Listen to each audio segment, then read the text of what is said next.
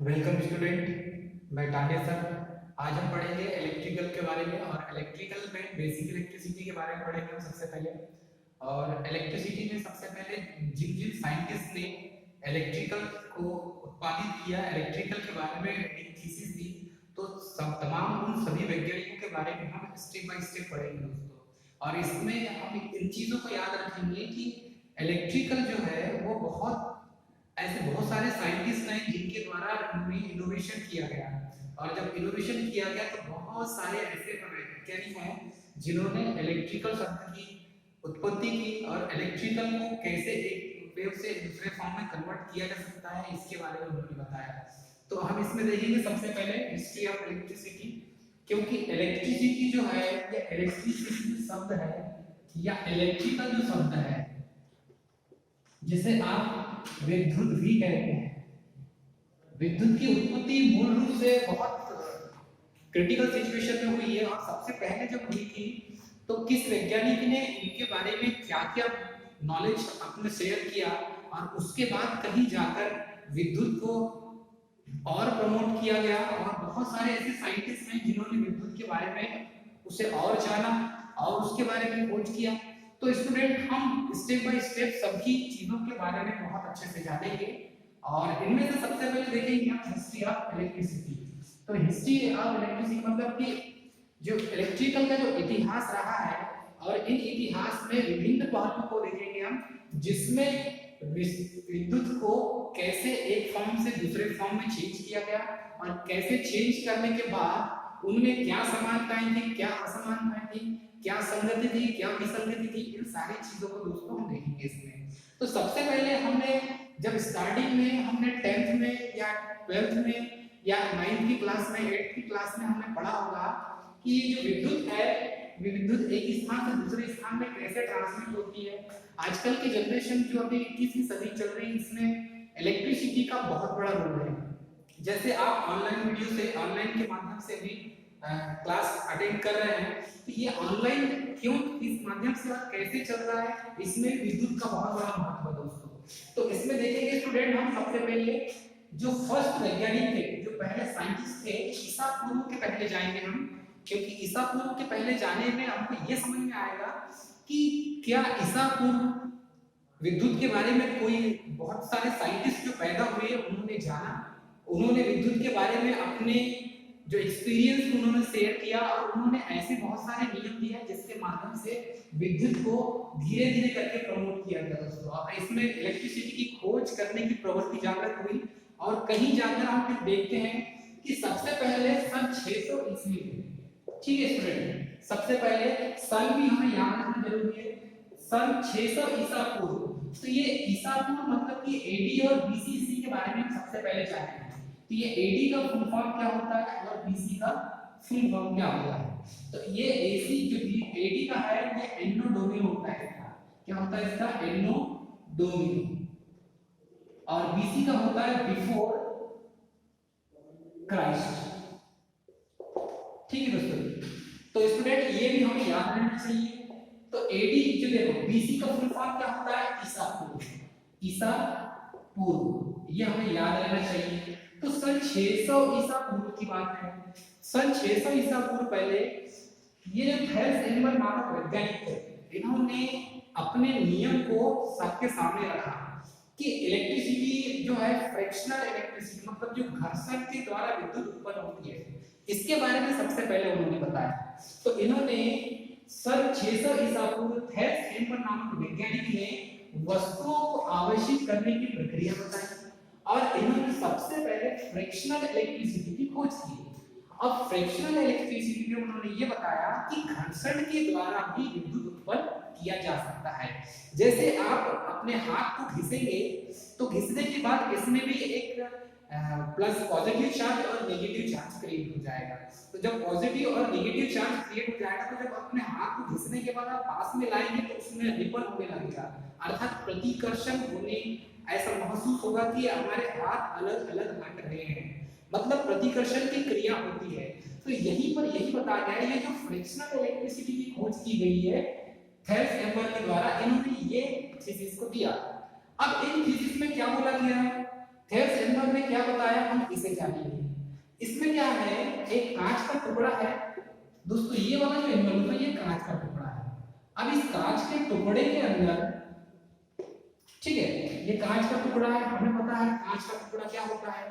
तो कांच का टुकड़ा, इसमें क्या होता है, पॉजिटिव चार्ज क्रिएट हो जाता है। अब पॉजिटिव चार्ज और नेगेटिव चार्ज ये कहां से आए, उस समय पॉजिटिव चार्ज और नेगेटिव चार्ज के बारे में लोग नहीं जानते थे, क्योंकि उस समय ऐसी कोई टेक्नोलॉजी थी नहीं, ऐसा किसी साइंटिस्ट ने, किसी वैज्ञानिक ने इसके बारे में नहीं बताया था, ठीक है। लेकिन जैसे ये जो है एक्सपेरिमेंट जब इन्होंने किया हेल्थ, तो इसके बारे में उन्होंने बताया कि फ्रैक्शनल इलेक्ट्रिसिटी अर्थात घर्षण के द्वारा विद्युत को उत्पन्न किया जा सकता है, उन्होंने सबसे पहले ये बताया। तो इसमें जो कांच का टुकड़ा है, ये कांच का टुकड़ा क्या होता है, इलेक्ट्रॉन त्यागने के कारण, ये बाद में पता चला हमें कि इलेक्ट्रॉन त्यागने के कारण क्या है, इलेक्ट्रिसिटी उत्पन्न होती है, ठीक है। तो यहाँ पर क्या है, कांच का टुकड़ा ये पॉजिटिव चार्ज क्रिएट करता है, किसके कारण, इलेक्ट्रॉन्स के त्यागने के कारण पॉजिटिव चार्ज क्रिएट करता है। अब जब इलेक्ट्रॉन के त्यागने के कारण पॉजिटिव चार्ज क्रिएट करेगा, तो स्वाभाविक सी बात है, ये जो रेशम का कपड़ा है, ये ऊपर वाला जो रेशम का कपड़ा है, ये रेशम का कपड़ा क्या है, हम इसको किसके ऊपर उसको लपेटेंगे और किसके ऊपर घर्षण करेंगे, तो हम करेंगे कांच के टुकड़े के ऊपर उसको घर्षण करेंगे। जब फ्रिक्शन होगा तो फ्रिक्शन के कारण क्या हो जाएगा, आयन जो पॉजिटिव आयन है, नेगेटिव आयन है, इनमें अट्रैक्शन और रिपल्शन की क्रिया होने लगेगी। तो यहाँ पर क्या होगा, कांच का जो टुकड़ा है, जब घर्षण करते हैं कांच का टुकड़ा ये इलेक्ट्रॉन त्याग देता है, और जब इलेक्ट्रॉन त्याग देता है कोई भी, तो ये क्या करेगा, ये पॉजिटिवली चार्ज हो जाएगा, मतलब इसमें आयन कौन सा बन जाएगा, धनात्मक आयन बन जाएगा। अब धनात्मक आयन तो बन जाएगा, लेकिन ये जो रेशम का कपड़ा है, इसको आपने कांच के ऊपर रगड़ा है, जब आप कांच के ऊपर इसे रगड़ेंगे तो ये क्या कर जाएगा, इलेक्ट्रॉन ग्रहण करने के कारण, किसके कारण, इलेक्ट्रॉन को ग्रहण करने के कारण ये क्या हो जाएगा, नेगेटिवली चार्ज हो जाएगा। मतलब नेगेटिव चार्ज मतलब ऋणात्मक आवेश किसमें आ जाएगा, ऋणात्मक आवेश रेशम के कपड़े में आ जाएगा, और कांच का जो टुकड़ा है इसमें धनात्मक आवेश आ जाएगा। इसके कारण ही दोस्तों यहाँ पर हमें एक छोटा सा जो माइनर कंटेंट है, हमें ये समझ में आया कि फ्रैक्शनल इलेक्ट्रिसिटी कहीं ना कहीं विद्यमान है, जिसके कारण हम इलेक्ट्रिसिटी शब्द को यहाँ से क्या किए, लिए। अर्थात थेल्स ने ये बताया कि घर्षण के द्वारा भी विद्युत उत्पन्न किया जा सकता है। उसके बाद जैसे जैसे समय बढ़ता गया, वैसे ही सन 1600 एडी में, तो एडी का फुल फॉर्म मैंने क्या बताया आपको, एनो डोमिनियन। तो ये होता है ईसा के जन्म के बाद, मतलब ये ईसा बाद, ये इतना हमें याद रखना चाहिए, ये बेसिक कंटेंट है, ठीक है दोस्तों। तो इसमें स्टूडेंट सन 1600 एडी में, 1600 ईस्वी में विलियम गिलबर्ट नामक एक वैज्ञानिक थे, और ये इंग्लैंड के रहने वाले थे, वैज्ञानिक थे विलियम गिलबर्ट ने। इन्होंने इलेक्ट्रिकल शब्द दिया, मतलब ये जो फ्रैक्शनल इलेक्ट्रिसिटी है, इसमें ये जो शब्द है, इसी शब्द को किसने दिया, विलियम गिलबर्ट ने इलेक्ट्रिकल शब्द की रचना की। अर्थात इलेक्ट्रिकल नाम की कोई चीज ऐसी होती है, इन्होंने उसको बताया। अब जैसे जैसे समय बीतता गया, जैसे जैसे समय और बढ़ता गया, वैसे वैसे सन 1752 ईस्वी में बेंजामिन फ्रैंकलिन नामक जो वैज्ञानिक हैं, इन वैज्ञानिकों ने क्या किया, इन्होंने आवेश की खोज कर डाली। अब आवेश की खोज कैसे किया होगा, ये बड़ा इंटरेस्टिंग है। इसमें इंटरेस्टिंग क्या है, इन्होंने एक पतंग बनाया। अब ये पतंग है, ठीक है स्टूडेंट, ये हमने पतंग बना दिया। अब इस पतंग की जो डोर है, ये डोर एक बारीक सा कंडक्टर था, जिसे आप चालक तार कहते हैं। अब ये बारीक सा जो कंडक्टर है, ये इसे आपने कनेक्ट कर दिया नीचे, ठीक, इसको आपने पकड़ के रखा है, इसी को किसी मेटल से आप क्या करेंगे, इसको जोड़ देंगे, कोई धातु से इसको आप कनेक्ट कर देंगे।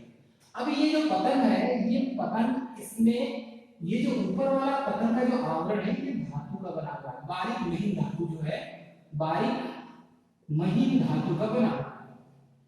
अब इसका जो फ्रेम है आपने मेटल का बनाया है। जब इस पतंग को आप आकाश में उड़ाएंगे, और यहाँ आकाश में जो आकाशीय बिजली जब इस पतंग पर गिरती है, तो गिरने के कारण क्या होता है, इस कंडक्टर के द्वारा यहाँ पर क्या होगा, कंडक्टर के द्वारा यहाँ पर विद्युत एक स्थान से दूसरे स्थान में ट्रांसफर होगा।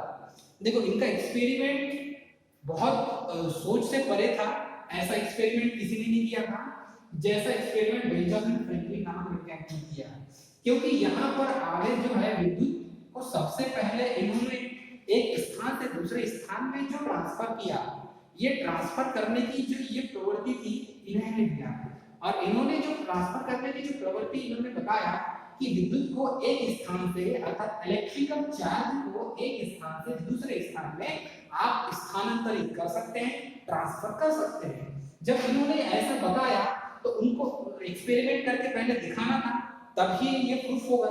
तो उन्होंने यही बटन वाला एक्सपेरिमेंट करके दिखाया। तो यहाँ पर जो आकाशीय बिजली थी, ये क्या है? आकाशीय बिजली। और ये आकाशीय जो बिजली है, ये आकाशीय बिजली इस पतन के फ्रेम पर गिरती तो यहाँ से चार्ज ट्रांसफर होकर सीधे ग्राउंड में आती है, या आप यहाँ पर कहीं स्टोर कर सकते हैं, या इसका कहीं इफेक्ट आपको देखने मिल सकता है। तो आपने क्या किया, इसको वहां से जोड़ दिया। तब उन्होंने ये बताया कि आकाशीय जो बिजली है अर्थात कि जो इलेक्ट्रिकल जो चार्ज है, ये जो आवेश है, ये एक स्थान से दूसरे स्थान में ट्रांसमिट हो सकता है। ये मोस्ट इंपॉर्टेंट कंटेंट था।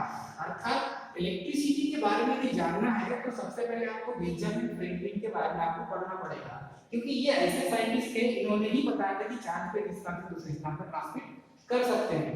यदि बेंजामिन फ्रैंकलिन नामक वैज्ञानिक चार्ज को एक स्थान से दूसरे स्थान में ट्रांसमिट नहीं कर सकते करके बोल देते या ये एक्सपेरिमेंट नहीं करते, तो आज हमें जो इलेक्ट्रिसिटी जो इसके इफेक्ट देखने मिल रहे हैं, ये हमें देखने नहीं मिलते।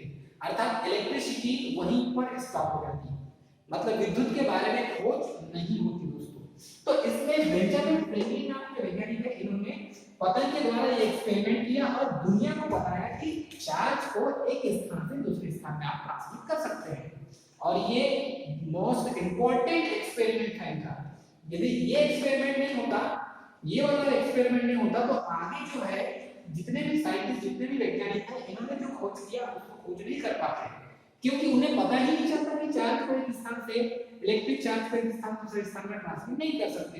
तो जब ट्रांसमिट ही नहीं होता, मतलब एक स्थान से दूसरे स्थान में फ्लो नहीं कर सकते आप, तो उसके बारे में तो कोई परमाणु बनता ही नहीं। तो उसके बाद सन 1800 ईस्वी में ये स्टूडेंट सन 1800 ईस्वी में अलेसेंड्रो वोल्टा नामक वैज्ञानिक, ये मोस्ट इंपॉर्टेंट कंटेंट है, मोस्ट इंपॉर्टेंट, क्योंकि अलेसेंड्रो वोल्टा के बारे में हमें जानना बहुत जरूरी है। जैसे हमने बेंजामिन फ्रैंकलिन के बारे में जाना, वैसे ही इसके बाद आए सन 1800 ईस्वी में अलेसेंड्रो वोल्टा नामक वैज्ञानिक आए, और इन्होंने क्या किया, जो केमिकल होता है, रसायनों के मदद से इन्होंने इलेक्ट्रिसिटी बनाने की खोज कर डाली। मतलब इलेक्ट्रिकल चार्ज को, आवेश को उन्होंने क्या किया, एक कहीं दूसरी जगह में स्टोर करके रखा, जिसे आप बैटरी कहते हैं और सेल कहते हैं। तो सबसे पहले सेल का निर्माण किया और ग्रुप ऑफ सेल क्या कहलाता है, बैटरी कहलाती है। तो सबसे पहले रसायनों की मदद से, मतलब क्या किया उन्होंने, रसायन को उन्होंने विद्युत ऊर्जा में बदल दिया, और रसायन को विद्युत ऊर्जा में बदल दिया। ये सबसे बहुत अच्छा कंटेंट उन्होंने लिया, और सबसे अच्छा कंटेंट लेने का रीजन यही था क्योंकि इनको पता चला कि इलेक्ट्रिक चार्ज को एक स्थान से दूसरे स्थान में ट्रांसमिट कर सकते हैं। तो एक स्थान से दूसरे स्थान में ट्रांसफर कर सकते हैं, ये बेंजामिन फ्रैंकलिन की थीसिस को इन्होंने क्या किया, उसी को मॉडिफाई कर दिया और रसायनों की मदद से इलेक्ट्रिसिटी बनाने की विधि बना डाली। अब इन्होंने बनाया डीसी, अर्थात रसायन के द्वारा विद्युत ऊर्जा को इन्होंने बैटरी का निर्माण करते। इसीलिए तो जो बैटरी है उसकी जो यूनिट है आप वोल्ट, तो उसकी क्या है, वोल्टा। इस वोल्टा के नाम पर ही वोल्ट रखा गया है। तो दोस्तों इतना तो समझ में आ गया सभी को कि ये वोल्टा कहां से नाम आया। और जैसे वोल्ट मीटर हम यूज करते हैं, है नहीं, वोल्टेज चेक करने के लिए वोल्ट मीटर यूज करते हैं ना, तो ये वोल्ट नाम कहां से आया, अलेसेंड्रो वोल्टा के नाम से, क्योंकि इन्होंने डीसी बैटरी का निर्माण किया था, डीसी सेल का निर्माण किया था। ठीक है। अब जैसे इन्होंने रसायन के द्वारा विद्युत ऊर्जा बना डाली, रसायन ऊर्जा से विद्युत ऊर्जा में परिवर्तित कर दिया उन्होंने। जब रसायन ऊर्जा को विद्युत ऊर्जा में उन्होंने परिवर्तन किया, तब उनके समझ में ये आया कि हम अब किसी एक कंपोनेंट में या किसी एक स्थान में विद्युत ऊर्जा को हम क्या कर सकते हैं, स्टोर करके रख सकते हैं। तो हम किसी एक कंटेंट में या कंटेनर में विद्युत ऊर्जा को हम क्या कर रहे हैं, स्टोर करके रख रहे हैं। अब स्टोर करके रखने का रीजन क्या होगा, इसका रीजन उन्होंने कहां से लिया, इलेक्ट्रिक चार्ज को और क्या करेंगे, उसको ट्रांसफर करेंगे ना। जब इलेक्ट्रिक चार्ज को उन्होंने स्टोर करके रख लिया, आवेश को स्टोर करके रख लिया, रसायन ऊर्जा को विद्युत ऊर्जा में परिवर्तित कर दिया, तो ये किसके द्वारा संभव होगा, बेंजामिन फ्रैंकलिन के इस एक्सपेरिमेंट के कारण। अब बैटरी तो बन गई, लेकिन उसका यूज कहां करेंगे हम, तो उसके बारे में और हम पढ़ेंगे, जानेंगे आगे। तो हम आगे जब देखेंगे तो ये जो 1820 में, सन 1820 में आंद्रे मेरी एम्पियर, देखो नाम सुनिए, बहुत अच्छा नाम है इनका भी। मैं सभी साइंटिस्ट के बारे में जो बता रहा हूं, जितने भी वैज्ञानिक हैं, इन्होंने इतिहास रच दिया। इलेक्ट्रिसिटी हम क्या पढ़ रहे हैं, हिस्ट्री ऑफ इलेक्ट्रिसिटी। तो इतिहास इन्होंने कैसा रचा, यदि बेंजामिन फ्रैंकलिन इसकी खोज नहीं करते, मतलब इलेक्ट्रिक चार्ज को एक स्थान से दूसरे स्थान में ट्रांसमिट करने के लिए ये एक्सपेरिमेंट नहीं करते पतंग का, तो हमें आगे जो एक्सपेरिमेंट जो मॉडिफाइड हुआ, अलेसेंद्रो वोल्टा ने रसायन कुंडल से जो विद्युत ऊर्जा बनाया, ये नहीं बना सकते। उसके बाद सन 1820 ईस्वी में जो आंद्रे मेरी एम्पियर नामक वैज्ञानिक हैं, इन वैज्ञानिक ने क्या किया, इन्होंने इलेक्ट्रिकल करंट मतलब उसकी प्रवाह की खोज कर डाली, धारा प्रवाह की या इलेक्ट्रिकल करंट की उन्होंने खोज कर दी। तो इन्होंने कैसे खोज किया, इन्होंने बताया कि अलेसेंद्रो वोल्टा जो वैज्ञानिक है, इन्होंने क्या किया, विद्युत ऊर्जा बनाया। तो उन्होंने ये बताया कि यहाँ पर जो इलेक्ट्रिक चार्ज है ये भी विद्यमान होती है, अर्थात इलेक्ट्रिकल करंट कितने क्वांटिटी में है उसकी खोज उन्होंने कर लिया कि आप यदि एक डीसी बैटरी है उसमें कितनी धारा प्रवाहित हो रही है, अर्थात इन्होंने कौन सा नियम दिया, ओम का नियम दिया। अब ओम का जो नियम है ये किसने दिया, आंद्रे मेरी एम्पियर। इनका पूरा नाम हमें पता रहना चाहिए स्टूडेंट। और आंद्रे मेरी एम्पियर ने क्या किया, ओम का नियम दिया। और ओम का नियम किसके इक्विवेलेंट दिया इन्होंने, अलेसेंद्रो वोल्टा ने जो खोज किया था उसमें क्या कहा उन्होंने कि इसमें वोल्टेज के साथ साथ करंट भी होती है, अर्थात जो आपने सेल बनाया है इसमें धारा का भी प्रवाह होता है। ठीक है दोस्तों, तो इसमें उन्होंने क्या कहा कि जो आपने सेल बनाया है, आपने जो बैटरी बनाया है उसमें धारा का भी प्रवाह होता है, और उसे मेजर करके बताया, उसे माप के बताया। उन्होंने क्या किया, और मापन भी किया। जब मापन किया तो उन्होंने, तो उन्हीं के नाम पे हमने क्या रख दिया, उन्होंने अपने नाम पर ही क्या रख दिया, आंद्रे मेरी एम्पियर के नाम पर करंट की यूनिट रख दी, क्या रखे, एम्पियर। अब करंट की यूनिट जिसने खोज किया, जिसने उसको मापा, उसके नाम पे रख दी, अर्थात ये जो एम्पियर नाम है कहां से आया, जो यूनिट है वो आंद्रे मेरी एम्पियर के नाम से आया, क्योंकि उन्होंने करंट मापन किया, और करंट जब मापा उन्होंने, करंट की खोज किया, तब उनके नाम पे एम्पियर उसकी यूनिट रख दिया गया। तो दोस्तों हमें तो ये समझ में आ गया कि अब एम्पियर कहां से आया, करंट की इसने खोज किया, उसी के नाम पर उसकी यूनिट रखी गई। तो ये करंट की यूनिट है दोस्तों।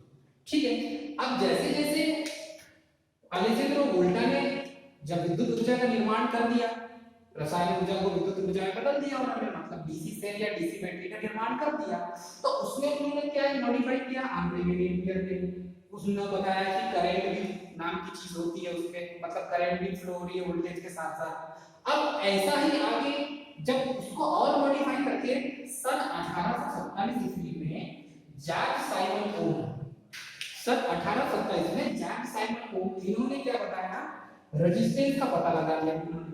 और जब रेजिस्टेंस का इन्होंने पता लगाया तब इन्होंने बताया कि आप जैसे करंट को मेजर किया था आंद्रे मेरी एम्पियर ने, वैसे रेजिस्टेंस का जो पता लगाया, इसके पहले मैंने बताया, तो ओम का नियम दिया गया है। ओम का नियम किसने दिया, जैक साइमन ओम ने दिया। तो जब जैक साइमन ने ओम का जो नियम दिया, तो इन्होंने क्या बताया कि वोल्टेज और करंट के साथ साथ रेजिस्टेंस भी होता है।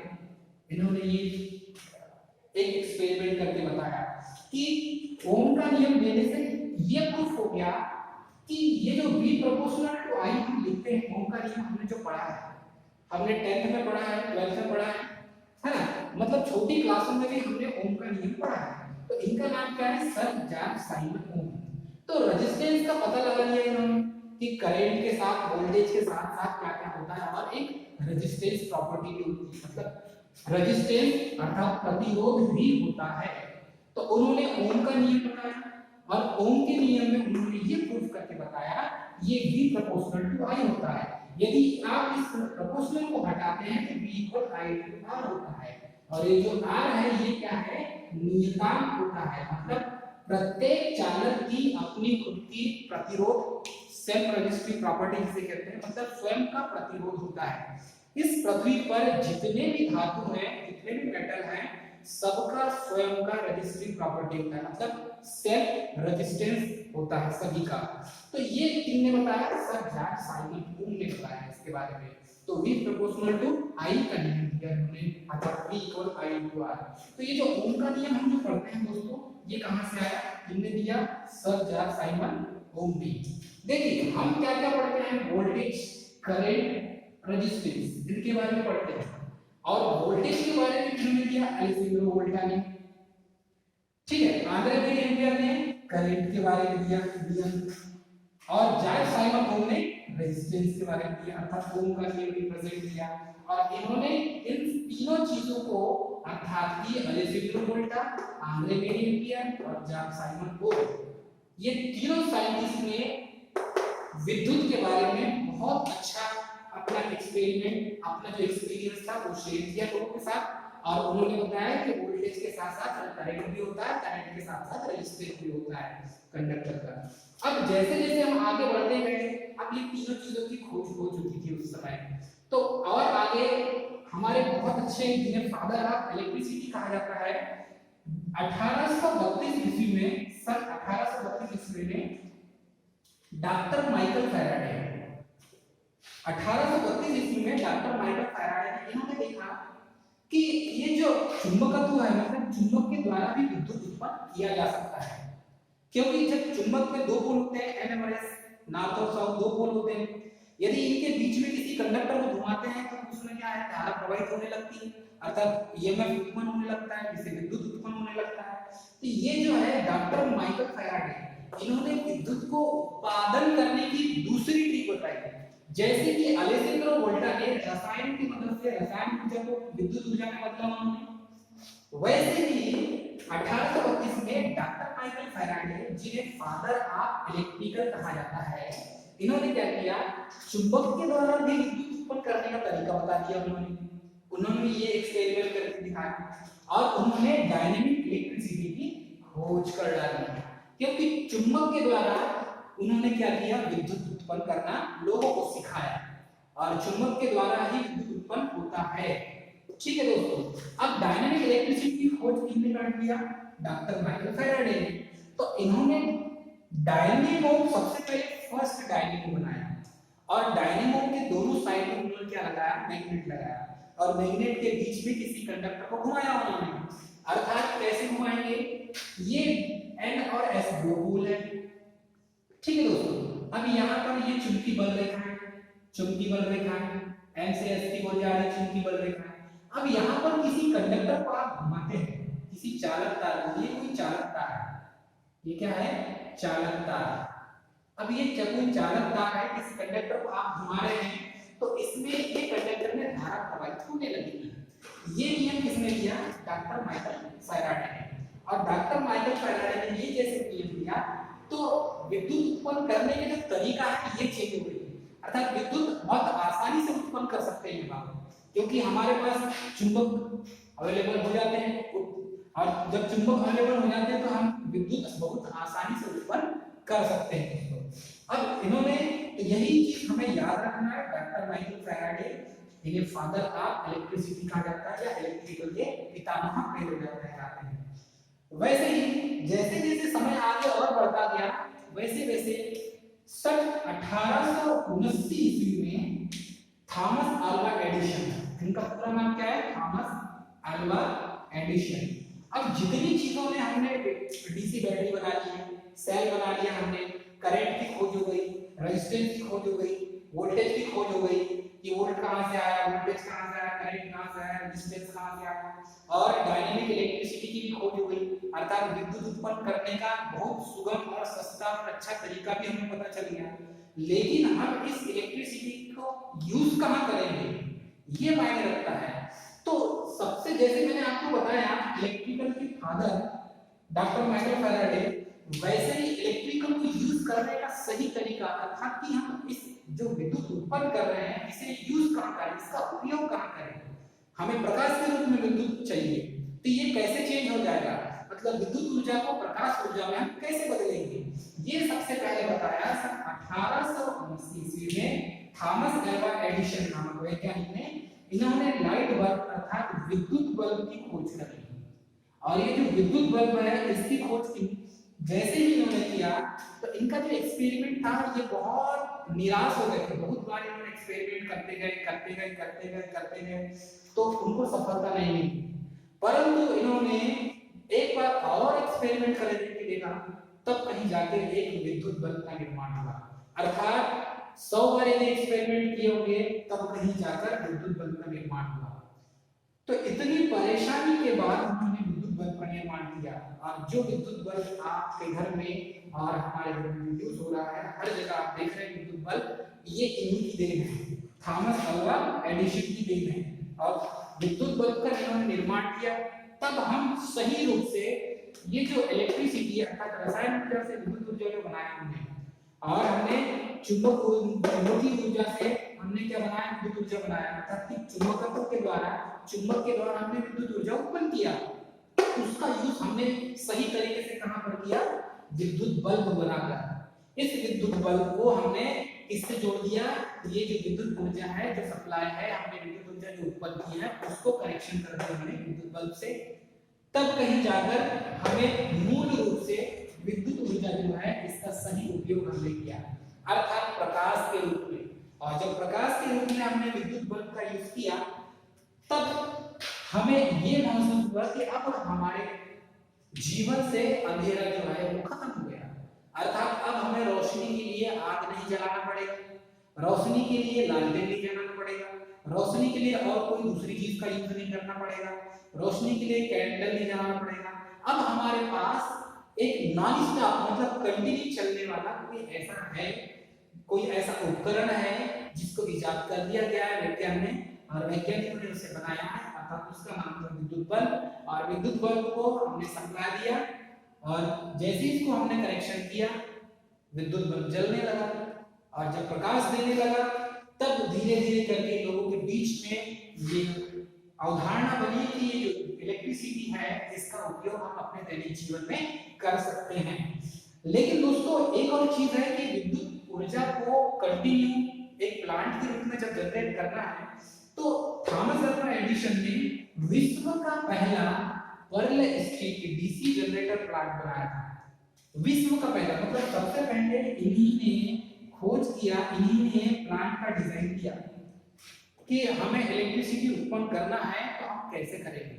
तो इन्होंने क्या किया, विश्व का पहला pearl street DC generation plant बनाया, अर्थात एक प्लांट बनाकर इन्होंने कहा कि यहाँ से हम इस प्लांट से कंटिन्यू विद्युत का उत्पादन, बिजली का उत्पादन हम कर सकते हैं। और ऐसा किसने किया, इसका डिजाइन किसने किया, थॉमस अल्वा एडिसन ने। तो थॉमस अल्वा एडिसन के दो खोज है, पहला था विद्युत बल्ब बनाया और दूसरा पहला डीसी जनरेशन पावर प्लांट बनाया उन्होंने।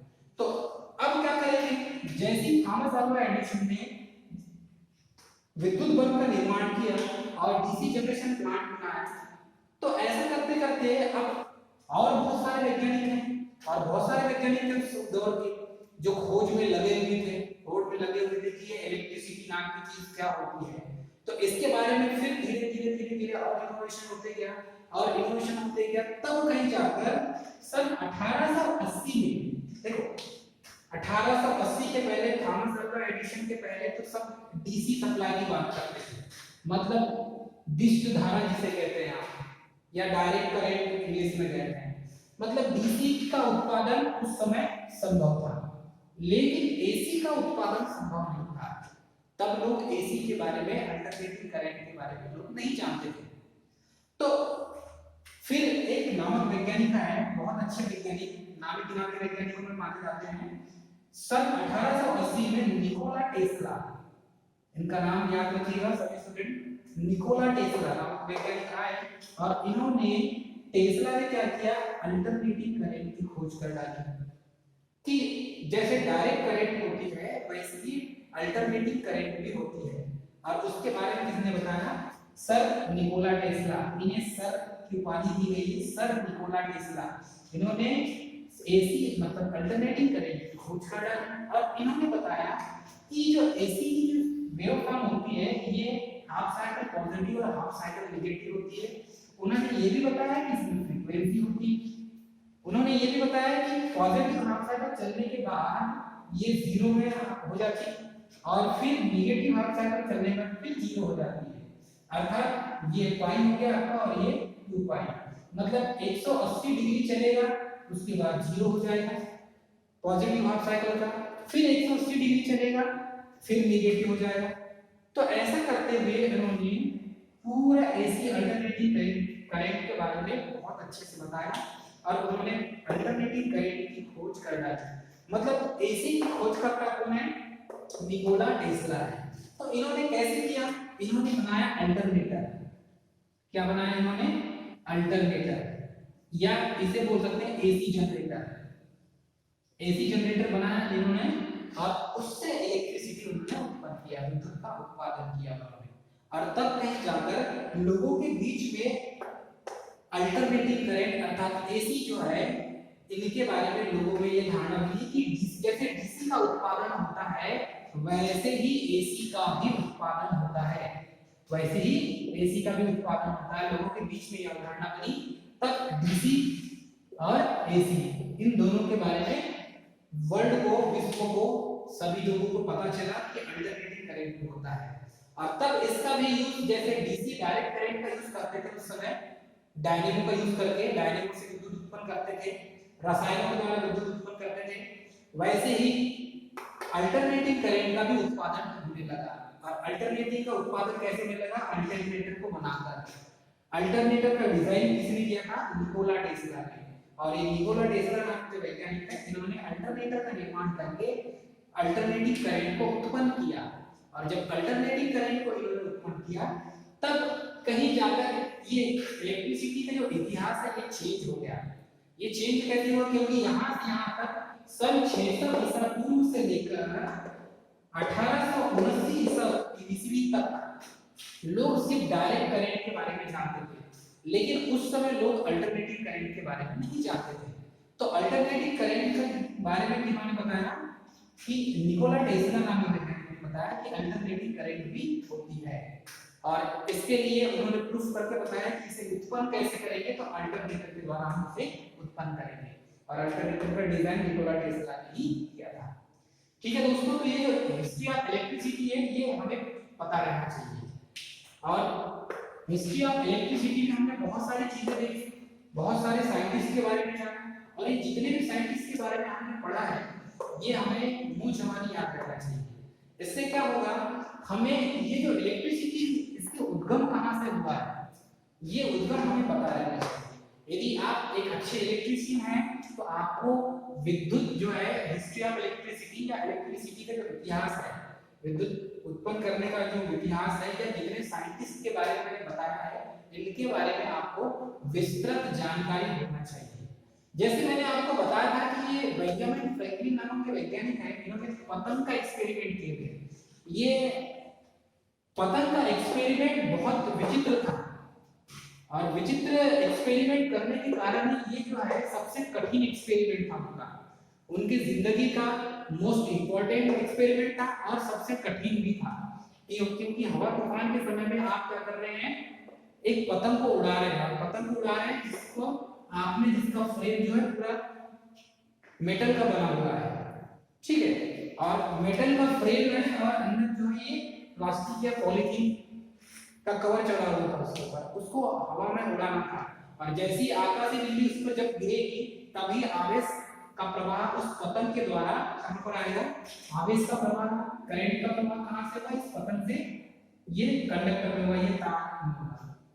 तब उन्होंने पता लगाया कि जब शॉक लगा उन्हें, तब उन्हें पता चला कि आवेश एक स्थान से दूसरे स्थान में ट्रांसमिट होता है, मतलब उसको हम स्थानांतरण कर सकते हैं। तो ये जो एक्सपेरिमेंट था बहुत इंपॉर्टेंट एक्सपेरिमेंट था और ये हिस्ट्री ऑफ इलेक्ट्रिसिटी मतलब हिस्ट्री बदल के रखने वाला एक्सपेरिमेंट था ये। ठीक है स्टूडेंट, तो ये इन चीजों के बारे में हमने बहुत अच्छे से पढ़ा। आगे जब हम देखेंगे कि करंट और वोल्टेज, ठीक है, करंट और वोल्टेज के बारे में हम विस्तृत जानकारी पढ़ेंगे, मतलब एसी करंट, अल्टरनेटिंग करंट और डायरेक्ट करंट, डीसी करंट, इनके बारे में अब जो ये विद्युत का कॉन्सेप्ट था, मतलब ये कॉन्सेप्ट कहां से आया, मतलब इलेक्ट्रिसिटी कहां से उत्पन्न हुई, एसी और डीसी जिसके बारे में हम पढ़ते हैं, तो ये साइंटिस्ट जो है इन्होंने इसका उत्पादन किया।